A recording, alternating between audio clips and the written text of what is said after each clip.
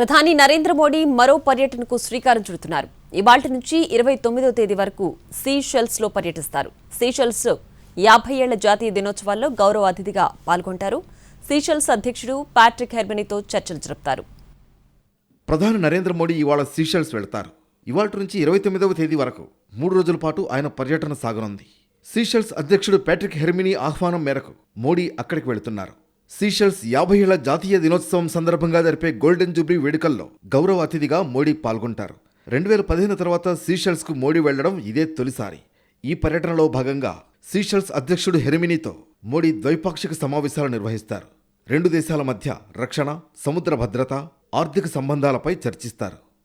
మోడీ పర్యటనలో భాగంగా భారత ప్రభుత్వం ఒక పెట్రోల్ నౌకను సీషెల్స్కు బహుమతిగా అందించనుంది. సీషెల్స్ అసెంబ్లీలో మోడీ ప్రసంగిస్తారు.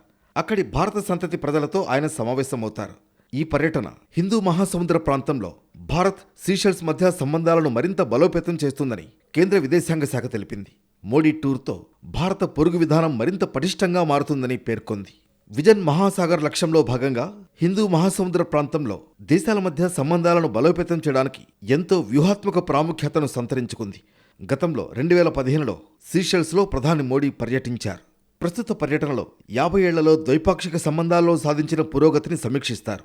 ప్రధాని మోడీ పర్యటన కోసం సీషెల్స్లో భారీగా ఏర్పాట్లు చేశారు.